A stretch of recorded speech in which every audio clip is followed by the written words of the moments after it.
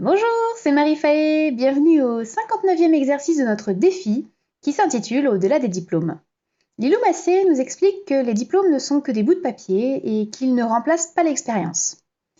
Le défi du jour consiste d'imaginer notre vie sans diplôme.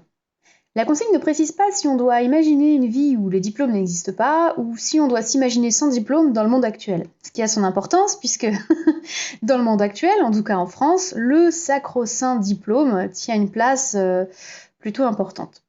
Si je n'avais pas mon bac plus 3, je n'aurais pas pu postuler à l'offre correspondant à mon travail actuel, puisque le concours n'était ouvert qu'aux personnes disposant au minimum d'un bac plus 2. Et c'est d'ailleurs parce que je n'ai pas de bac plus 5 que je n'ai pas réussi ma reconversion. J'ai beau dire que le Covid m'a plombée, en réalité, dans les faits, tous mes camarades de promo diplômés d'école d'ingénieur ou de commerce ont décroché un poste. Bref, sans diplôme dans le monde actuel, je serais probablement restée serveuse ou femme de ménage, ce que je faisais quand j'étais étudiante, ce qui m'aurait probablement incité à créer plutôt ma micro-entreprise. Lilo nous demande quelles sont les excuses qu'on se donne en lien avec nos diplômes pour ne pas vivre notre mission de vie.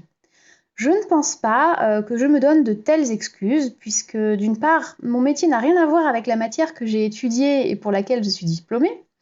Donc j'ai déjà intégré le fait qu'on peut exercer une activité sans lien avec nos études.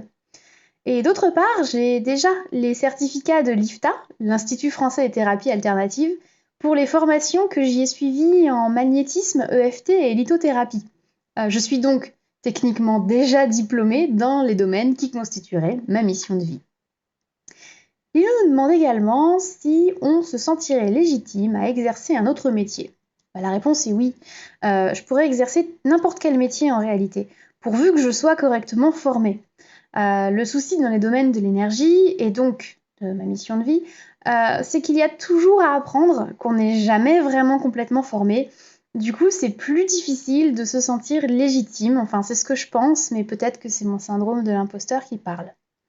Ensuite, Lilou propose un exercice bonus qui accuse le fait qu'on ne se sentira jamais vraiment prêt. Tiens donc. Et elle nous demande quelles actions nous pourrions entreprendre dès aujourd'hui pour dépasser ces peurs et agir quand même. Alors, moi, je ne peux pas lancer mon activité tout de suite. C'est lié au Covid. Il faut que j'attende de toute manière que ce soit derrière nous. C'est pas forcément lié à une peur pour le coup. Mais je peux déjà prendre tous les renseignements administratifs correspondant au plan d'action que je vous ai présenté hier. Et j'ai commencé effectivement aujourd'hui et je me suis rendu compte d'une divergence entre mon imagination et la réalité, à savoir que pour créer une micro-entreprise quand on est fonctionnaire, on doit déjà être à temps partiel. Moi, j'avais prévu de faire les démarches en parallèle. En réalité, il faudra que je réduise mon temps de travail avant de créer ma boîte. J'ai également trouvé plusieurs formations à la gestion d'entreprise finançables avec un CPF, ce qui tombe bien puisque mon CPF est plein. Bon, le hic, c'est qu'il est crédité en heures et pas en euros. Il faut donc que je me rapproche de mes RH pour savoir comment bénéficier, comment utiliser ces heures en fait. Ce sera déjà un bon début et ça me permettra ensuite d'aller me former à la gestion d'entreprise. Côté tarot, j'ai tiré la carte de la maturité, qui représente un fruit mûr qui tombe de l'arbre, car l'arbre a reconnu sa maturité et l'a lâché. Alors, il est noté dans le livret que lorsque cette carte apparaît dans un tirage, elle indique que nous sommes prêts à partager notre richesse intérieure. Il suffit de nous détendre, là où nous sommes, et d'accepter ce qui est.